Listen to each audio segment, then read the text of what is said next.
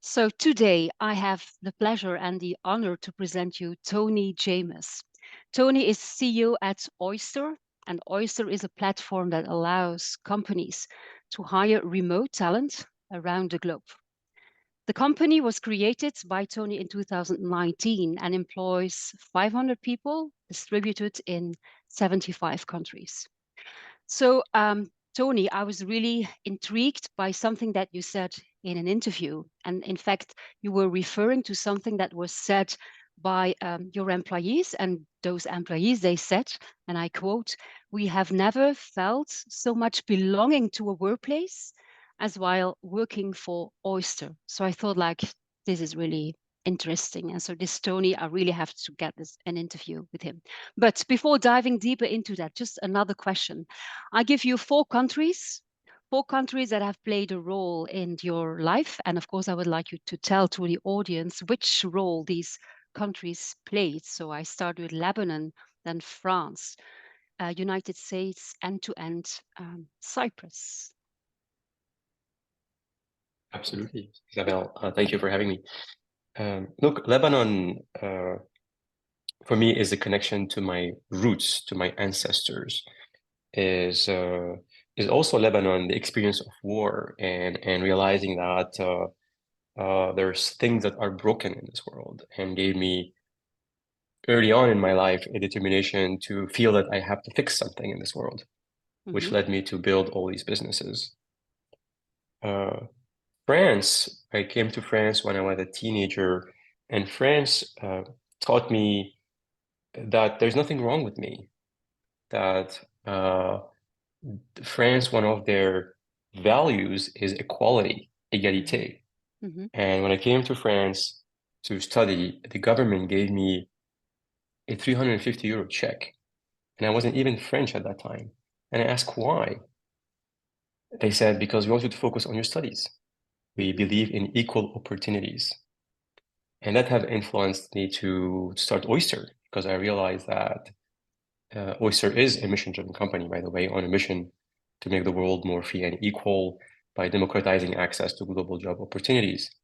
And France taught me that the problem is not me, the problem is the inequality in the world, and we can do something about it.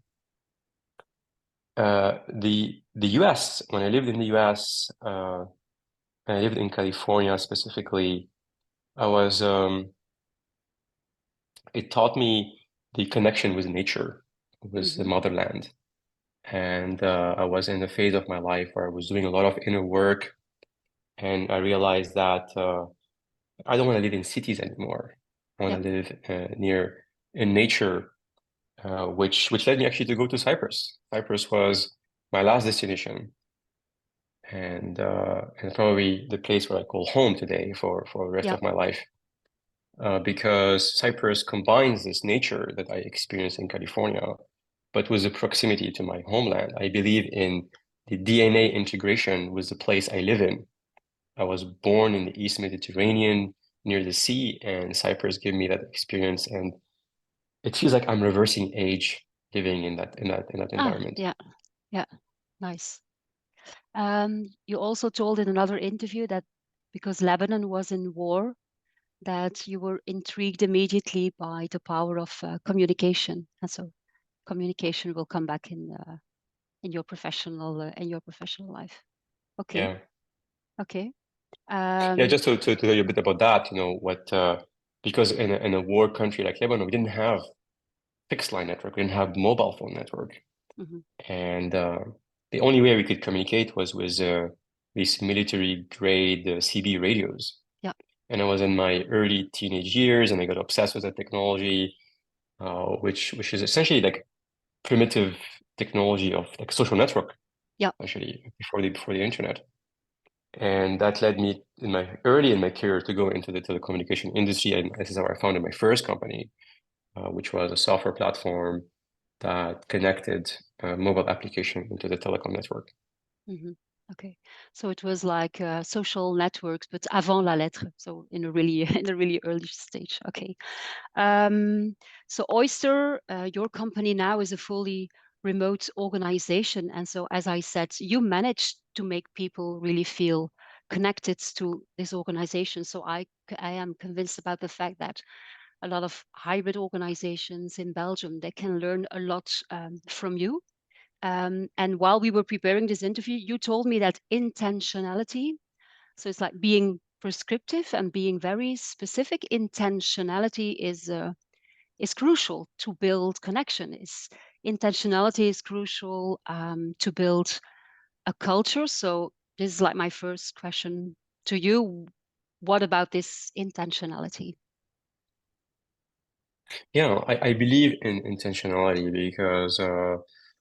because it clarifies why you do what you do, and it gives you a method to go about it. And uh, so in the case of Oyster, my intention to build Oyster first and foremost was a gift to myself because Mm-hmm. I want to have, first, I want to belong, especially as a CEO. I always felt that I was on my own. So I wanted to create an environment where people feel safe, Mm-hmm. where people are seen and heard and can show up their true self, because I don't want to keep putting a mask, and because it's very taxing for me. So the intention was really about focusing on myself, building that environment, having the flexibility and the freedom to live where I want to live, i.e., in the island of Cyprus. And and as a result, I realized actually that's not only my needs; these are basic human needs to be seen, feeling safe, to show up as your true self, to have the flexibility and freedom to live where you want to live. So the question was, well, the intention was, how do we create a work environment that Yeah. have these conditions? Yeah. Okay. Um, in another interview, you said that there were like three crucial ingredients for you. You refer to building trust. You refer to the way how people should interact. And what does success look like? And I was really like interested by these three ingredients. So first of all, my God, how to build trust in an environment where you never see people. And so you also said that this was like a very important element during the onboarding process. Could you make that more concrete for the audience? Yeah, so it is even more important in a remote or hybrid environment to be intentional about building trust because, as you said, we don't see the people in seat. Hmm. And we inherited our management techniques today from the Industrial Revolution. Like I Hmm. went to a business school and we learned about Fordism. You know, Henry Ford invented the 5 days a week work week that we're still using today. And people, when you go to the factory, if their presence meant that they are productive because they were producing widgets. Hmm. And we kept having that mentality as we transitioned to the office. So it's really hard for managers and leaders to trust people when they don't see them. But now we live in an information age. We need to measure. So building trust becomes a habit, a practice that leaders in hybrid remote environment has to embrace for them to be successful and to make their team successful. So what is it concretely? Hmm. I can tell you my practices of building trust. First, it's about transparency. You have to communicate in a transparent way. You have to have a process in your mind to ping yourself every time you feel that there's something to be communicated and to assess whether this is need to be communicated in a transparent way and to whom. Number two, um, I try really hard not to react to negative news in a negative way Yeah. because the more you go to the top as a manager, as a leader, as a CEO of your organization, you're dealing with problems every day. So if you react to bad news, if somebody in your team comes to you, they missed a target, and then you react negatively to that, then they're not going to come to you again, right? So you have to build that safe connection with them by managing yourself first and being more conscious about your reactivity. A third practice about building trust is assuming best intent, which is, by the way, a great way for any relationship building. But here at work, is if you start having these thoughts that Hmm. the other person have a negative intent, then the game is over because these thoughts are going to get bigger and bigger and bigger, and they're going to feel it. You cannot hide it. People are here even through Zoom. They're going to feel it in the way you talk, in the way you behave. So you have to keep yourself clean from these thoughts. Yeah. And why I talk about myself, because the higher you are in the organization, you're going to influence everything else. People's going to look towards you, up to you, to see how you're behaving, and they're going to recalibrate their nervous system based on that completely unconsciously. Mm-hmm. So you have to keep yourself in check and not be reactive, to assume best intent, and to be strategic about how you communicate in a transparent way in the organization. Yeah. Is not So reacting in sorry, yeah, I wanted to ask you an additional question. Is this so this transparency, not reacting to negative news and assuming the best intent of the other person? So what I heard from you is that you are like a role model in that, but is it also something that can be trained? Do you think that, or is it, yeah, I don't know. absolutely. So it's not enough to model the way. You have to say it. You have to say it and reinforce it and train people on it. So as part of the onboarding process, we have a module called How Do You Build Trust? Okay, yeah. Why it's important to assume best intent. And so people are trained, they come here. And when I see my team, my executive behaving in a trust building way, I go and encourage them. And when I see my executive team behaving in a way that doesn't build trust, I go and give them feedback. Right? So it requires constant reinforcement. Yeah. So this training that you give to also to the new people, is it so it's fully digital? Is it synchronous, asynchronous? How do you organize that? Yeah, it's called the Oyster Academy. It's totally asynchronous. It's a combination of written knowledge to consume, but also videos. And it's not only about building trust, it's about Of course, yeah. everything that you need to know when you start working at Oyster. Okay. So there is like building trust. Let's say that this is like a first ingredient, and we had transparency, not being reactive to negative news, and then assuming the best intent of other people. That's ingredient number one. And ingredient number two, you refer to it as the Oyster operating system or Oyster operation system. And Yes. this is about being intentional and very specific how people should interact with each other. Could you elaborate on that? Yes. So when we are in the office, we could get away without being prescriptive of how we should work together. You can always go to your colleague, sit on their desk and have a conversation with them, or you can always come have a water cooler conversation. Here, you don't have that opportunity. So, and people are spread around the world in different time zones. So how do you make people successful no matter where they are and no matter what their flexibility of time is? So you have to be very clear about how you work together. Mm-hmm. What are the tools and the rules? How do we do meetings? What needs to happen before a meeting? When do you use Zoom versus Loom, let's say a recorded video? When do you use Google Docs versus Notion? Google Docs is for collaboration. Notion is for long-term documentation. Um, and uh, how much, how many hours in advance you have to send your Yeah. pre-read before the meeting, right? What are the four different types of meetings that we go in, and Mm-hmm.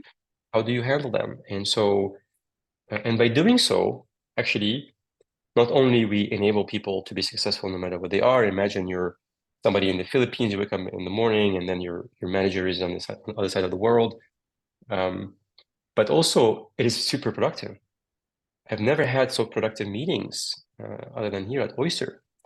And because I go into the meeting, I already know what I'm expecting. Mm-hmm. I already have engaged in the communication before, and it helps in building trust. Actually, it's kind of Yeah. reinforcing because suddenly I'm not reactive. I'm not seeing the news for the first time. Yeah. So if I have an emotional reaction, like I don't like we're late on our roadmap. Okay, I've already processed that 48 hours in advance. And I'm Yeah. here ready to be fully present for my team and here to support them. Yeah. So it's, yeah, about being fully present when you are together with other people. The problem is that this thing about preparation of meetings, apparently it does not seem to work in Belgium. So I evangelize the same message that it is important to engage on forehand, but it doesn't seem to work. Maybe, yeah, could you give other people some tips? I don't know if you have like this one. This is like the 1 million question, I think. Yeah.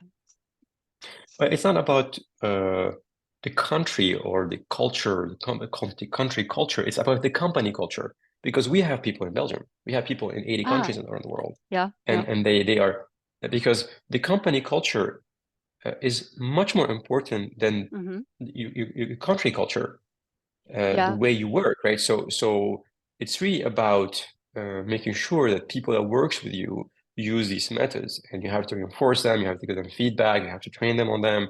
You have to set the expectation. This is what we expect you to do, Yeah. and people are capable to change on these things. Actually, people also love to learn new things about because this is an investment in their careers.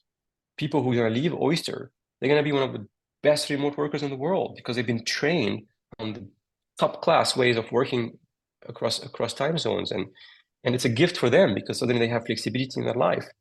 So when if you want to make people to change, you have to show them the rewards, and you have to show them that this is in their best interest to do so. Mm-hmm. I really like what you say. It's not about Belgium. It's not about the country. It's about the company culture. Um, the fact that meetings are not prepared might be related to a culture where, I don't know, where power play is important, or how do you see those things? Hmm. Well, I think we, for many decades, uh, leadership was very ego driven. So I am the most powerful person in the room, right? I'm Mm-hmm. the one who makes the decisions, and I need to give a theater, right, to kind of validate to myself unconsciously that I'm worthy. Uh, but these are toxic. These are toxic not only for the company culture, they are toxic for the leader, for the individual themselves, because they start attaching to some forms of recognition that are hurtful. They're not there all the time, right? You're gonna change jobs, you might be fired, you might miss on a quarterly target, and so if you attach to these form of if your self recognition is based on external factors, then you're probably suffering. That's a beautiful And quote. Yeah, yeah. yeah, Okay. I hope that a lot of managers will listen to this. Okay, so we had ingredient number one, how to build trust. We had how to interact, and then there was a third ingredient that you mentioned in another interview. It's you have to say people how to be successful, and then you said that there was like a lot of clarity about the goal setting procedure. Maybe you can explain that. yeah. So similar to what you inherited from the Industrial Revolution, and we moved to the office here. When we were in an office, some companies could get away without having clear description of what success looked like because you can always go talk to your colleague in pretty much real time and interrupt them, by the way. So, Yeah. but but if you really want to make people successful, you want to be clear about what you expect from them, and you also want to make sure that they feel that what they do every day, their actions are linked to the overall company Mhm. objectives. So we use a method at Oyster called objective key results, where we break down the company goals to team goals to Yeah. individual goals, and we connect the three together, and we measure that on a weekly basis, and that gives people um, serenity about their work here because they know what you expect them to do. There's much less ambiguity about what we expect them to be successful. And suddenly you have a culture that has lower power struggle, that has less politics because everybody knows what they're expecting to do, and goals are set on a quarterly basis, and the structure is set on an annual basis. So it gives people also predictability and visibility. You want to remove surprises as much as possible. I mean, already work is full of uncertainty, and I think the role of leaders is to minimize that uncertainty as much as possible so that they can make change possible and happens in a way that is with less friction. Less friction and less fear. So a more safe environment. Okay, so we had building trust, being very explicit about the interaction, and so about setting goals. Well, we could say that these three ingredients are interesting even for organizations where people go to the office. It has nothing to do with remote work. It's just about, let's say, ingredients of good work, of healthy work. Yeah, remote work was a forcing function Mm-hmm. to get really good at these three things. Yeah. But these three things are some of the ingredients of any successful organization, no matter where the work is being done. Yeah, that's a nice one. You also once stated that working remote is better for our mental health. And I think that that is a quite a strong statement, because some people state just the opposite. They say, no, it's not good for your health because you have more isolation and etc. So Mm. convince our, or well, you don't have to convince. You just say what you think. Yeah, it was great for my mental health. Let me share what I experienced here. So I think first Yeah. we'll talk about isolation at the end, but Okay. let's talk about what makes it great for your mental health. As we discussed earlier, when you default to asynchronous communication and collaboration, you have more time to process things. You're not always in the heat of the moment. Mm-hmm. You're not always in reactive mode. Also, working flexibly enables you to be more in mastery of your life, where you want to live, how you want to live. You want to pick up your children from school 2 p.m., you can do that. You want to go get a massage at 11 a.m. in the morning, you can do that. Mm-hmm. So having more mastery over your life, having more time for yourself, you remove the commute 2 hours a day.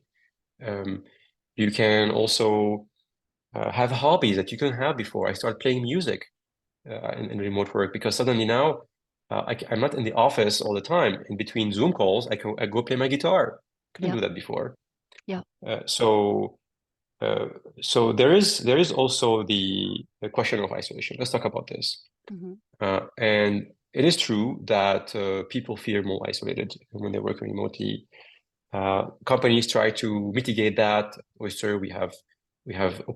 design intentionally opportunities to connect, such as the monthly all hands. We have our impromptu or random donut chats on Slack. We do every year Follow the Sun virtual event for a week. We try to meet in person as much as we can. So we do that. But let's take a step back a little bit. When we were forced to go to the office, we had no choice than to socialize at work. Mm-hmm. We didn't have any other time. We would wake up in the morning, rush to go to work, and come back at 7, 8 p.m. And we could have maybe some time over the weekend to socialize. Now we have a new opportunity.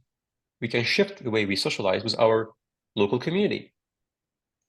I don't work in the morning. I work in the afternoon and evening because I work with US time zones. So in the morning, I go have a coffee with my friends in Cyprus, right? Mm-hmm. I can go spend my time with my children if I want to, so you can shift the way you get your socialization uh, uh, needs met. Um, and um, and on top of that, my experience was, well, hey, I'm the only employee here in Cyprus, small island. I from time to time I feel isolated. Mm-hmm. Then how about being okay with that? How about being okay being alone? What needs to Yeah. happen for me Yeah. to be totally fine, to be on my own, to enjoy being on my own? And that has put me on a amazing growth and healing journey. And I call it self-connection. I have a framework called self-connection with a number of practices that I do that keep increasing my level of happiness. Because I believe that although humans, we are social creatures and we need a level of socialization, the vast majority of our socialization needs are uh, are actually can hurt us because sometimes there's too much of them. Yeah. And they are like escapism. Sometimes they were escapism for me to run away from difficult emotions that I'm having. And now suddenly I can totally be with myself. I can process my emotions. I can be kinder to myself. I can be more caring to myself. And that had put me in a heightened state of happiness that I'm not coming down from anymore. Yeah. That's very beautiful. You also said that the office is very often about politics and maybe sometimes also about sometimes negative experiences, and that's then sometimes people have like this experience of fear. So when they go back to the office, all of this comes back.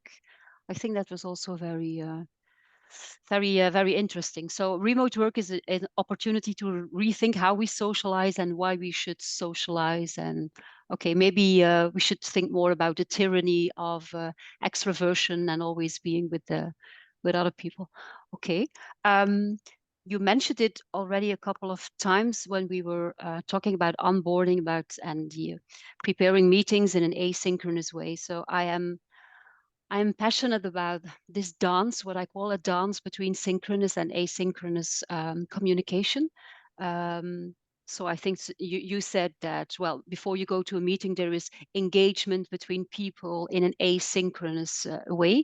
But then in another interview, you said something that really struck my attention. You said maybe asynchronous work is more appropriate for standard tasks, and that it might be more difficult for executives to do a lot of asynchronous work because they need like more interaction with more people. Well, I didn't Yeah. quite understand what you wanted to say, so please elaborate on that.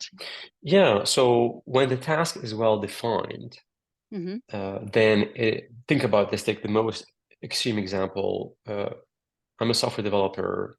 Yeah, I know I need to write this piece of code. yeah, Okay. It's well defined. The specification are clear. Then asynchronous work beautifully fine for that. Okay. On the other extreme, especially as you go up in hierarchy, sometimes you need to collaborate in a way that's very ambiguous, and you don't know yet what the outcome is going to be. mm-hmm. And you also want to, as a leader of an organization, you want to also drive alignment, and sometimes you want people to be seen in front of others that are sharing their thoughts and their ideas to be able to drive alignment. So sometimes you have to fabricate a synchronous Yeah, collaboration that enables you to get your outcome, strong level of alignment, brainstorming about a certain subject. But actually we designed this intentionally for that. So there's always intentionality about this. So now, yeah, let's say I'm doing I'm doing a strategy session. I want my team to, I want to get all the feedback from my team in a synchronous way. We want to collaborate, we want to work on it, we want to build on each other's ideas. We want certain people to feel seen and heard, so we can get them to be aligned and get whatever they have inside of them out. So we're designing an experience for that. And how we design that experience, we make it super effective. We use collaboration tools for that. We use a collaboration tool called Miro that enable us yeah. to collaborate online, and the frameworks are designed in advance so that it's become very effective. So it's really so this is an example of a task that might be hard, might be actually too long to do it asynchronously. Mm-hmm. If I want to do this in 1 week, then I might want to default to designing a workshop around this that Yeah, requires us to be in synchronous mode, right? yeah. But make no mistakes, the team will receive in ahead of time some preparation material for it. Mm-hmm. So it won't be done impromptu, right? People will have context before we start working on it. Yeah. And so if you look at your work, and if you would have to give a percentage of synchronous and asynchronous communication in your role as a CEO, Mm. how much is it? Is it like 50-50 or so synchronous, asynchronous? Yeah, it's a great question. I would say in my role, let's say if I exclude any external communication, because I spend a lot of time with investors Yeah, and you cannot really force investor to work with you. You want to work the with oyster them the way. way Yeah, they want. Yeah, they want to yeah, work their way. yeah. So if I exclude that, then internally it's around 50-50. 50-50. Yeah. And your developers? So I would say 90-10. 90 is async. asynchronous. Yeah. Yeah. Okay. Yeah. Good. All right. Is there like a final thought that you would like to communicate to all these leaders thinking about the future of work, whether it might be hybrid or fully physical in the office or fully remote? One final thought from Cyprus. Yes. Well, don't defer your happiness as a leader. Right? Think about yourself. Think about what works for you, Mm-hmm. and uh, be intention be critical about what you really want, and maybe you also want that freedom and flexibility Yeah. without reducing your productivity. Think about a life where you can live where you want to live, you can work in hours that works for you, and you can be at the highest level of productivity and engagement. Okay. And that could be in office, fine. That could be not in the office as well, right? So I think that it starts from you. Okay. Thank you for this final thought and for sharing your knowledge with us. So I hope that you have a nice afternoon. And so I wish you a lot of success with Oyster. Thank you very much. Bye bye. Thank Bye, you. Tony. Bye bye.